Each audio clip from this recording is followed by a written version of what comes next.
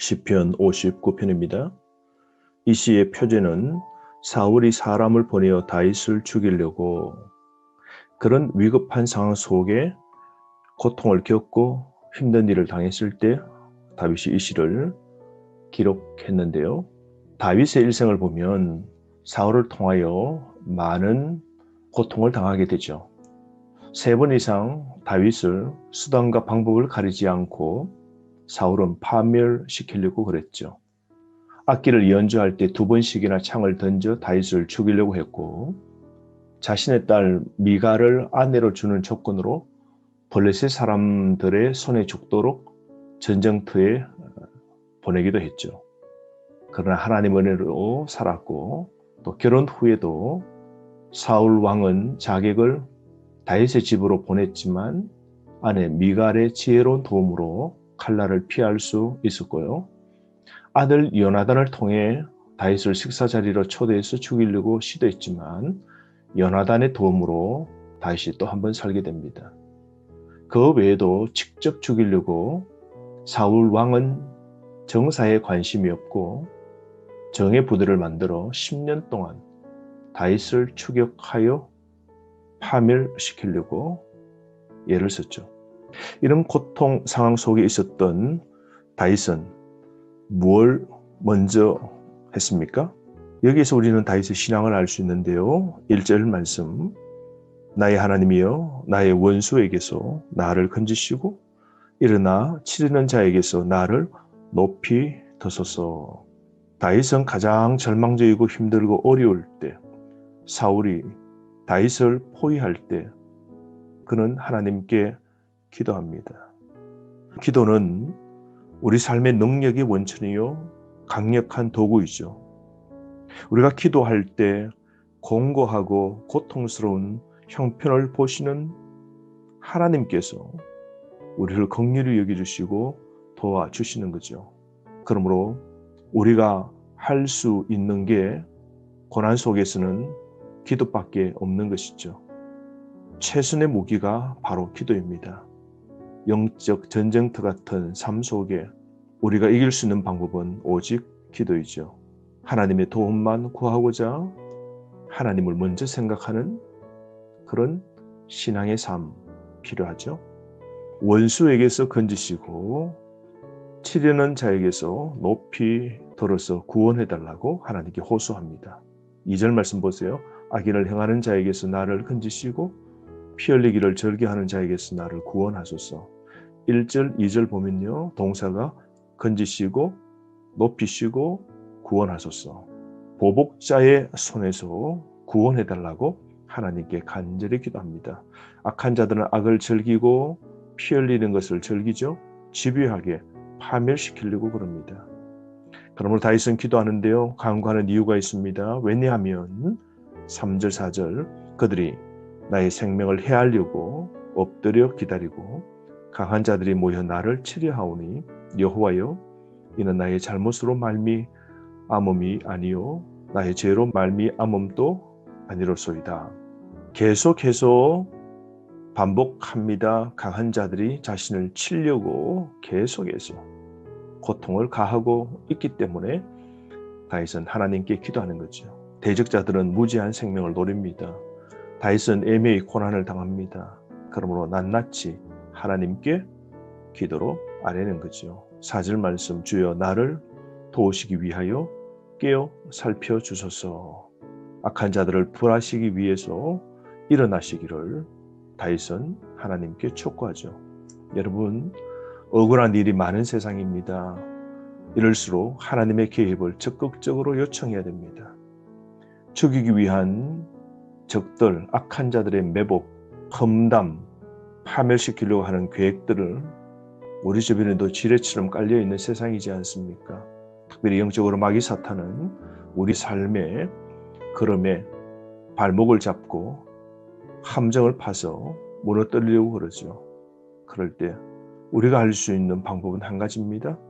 하나님, 그분에게 도움을 요청하는 것이죠. 마귀의 덫에서 구원해달라고 우리는 기도해야 됩니다. 악인에 대한 심판을 호소합니다. 5절, 주님은 만군의 하나님 여호와 이스라엘의 하나님이시오니 일어나 모든 나라를 벌하소서라고 하나님께 간절히 기도합니다. 6절, 7절 말씀에 보면 대적자들의 악과 교만이 나옵니다. 악한 자들이 덜개처럼 밤에 짖습니다. 이스라엘 사람들은 개를 부정한 동물로 여기고 기르지 않죠. 그런데 황혼역에 먹잇감을 찾는 덜개들이 성 주변으로 다윗 곁으로 어르렁거리고 돌아다니고 있는 것이죠. 그들의 입술은 칼이 있고 침을 흘리며 날카로운 이빨로 뜯는 덜개 같은 대적자의 모습을 밝히고 있습니다. 악한 자들은 특별히 말로 깊은 상처를 주었던가 봅니다. 입술에는 칼이 있다. 7절 표현 보면 우리는 말하는 걸 참 조심해야 됩니다. 사람을 깊이 베고 찌르고 피를 흘리게 만드는 건 혀입니다. 12절 말씀에도 보면 그들의 입술의 말은 곧 그들의 입의 죄라. 그들이 말하는 저주와 거짓말로 말미암아 그들이 그 교만한 중에서 사로잡히게 하소서. 교만한 말은 반드시 심판받습니다. 여러분, 거짓되고 불의한 말을 하지 맙시다. 혀를 잘 다스려야 됩니다. 악한 사람, 즉 혀를 함부로 놀리는 사람이죠. 그러므로 하나님 우리에게 주신 명령대로 혀에 재갈을 먹여야 됩니다. 입을 꾹 다물어야 됩니다. 악한 자의 삶 속에서 다윗은 전적으로 피난처이신 하나님 주님만 의지합니다. 9절 10절인데요. 이 두 구절은 16절 17절 또 한 번 반복되고 있습니다. 9절 하나님은 나의 요새시니 그의 힘으로 말미암아 내가 주를 바라리이다. 하나님이 요새랍니다. 대적자들이 결코 도달할 수 없는 높은 곳, 피난처, 바로 그곳으로 자신을 이끌어 주셔서 대적들이 감히 손댈 수 없도록 해주시는 분이 하나님이라고 그럽니다. 그러므로 계속해서 하나님을 의지해야 됩니다. 하나님께 대한 전적인 신뢰입니다. 여러분, 위기 중에서도 주를 의지하는 삶을 살아야죠. 대적들의 패배를 보게 해주실 우리 하나님을 굳게 바라보아야 됩니다. 10절 말씀, 나의 하나님이 그의 인자하심으로 나를 영접하시며 하나님이 나의 원수가 보응받는 것을 내가 보게 하시리라. 의인의 궁극적인 승리를 하나님이 얻게 하시고 악인의 패배를 반드시 하나님 보게 하실 겁니다. 그러므로 가장 적절한 때에 하나님께서 개입하시고 손길을 내밀어 주심을 고난 가운데서도 끝까지 믿어야 됩니다. 왜냐하면 그분은 11절 말씀대로 우리의 방패 되신 주님이십니다. 주의 능력이면 악한 자들을 흩으시고 그들의 교만을 낮추실 겁니다. 그러므로 우리 삶 깨어 살아야 되죠. 심판이 온 땅에 알려지고 악한 자들은 공개적으로 그들의 파멸이 드러날 겁니다. 그들을 소멸하고 유황불에 하나님은 던지실 겁니다. 13절 진노하심으로 소멸하시되 없어지기까지 소멸시키십니다. 그러므로 대적들의 악과 교만한 마지막 종국을 보십시오. 궁극적으로 악인은 파멸과 수치를 당합니다.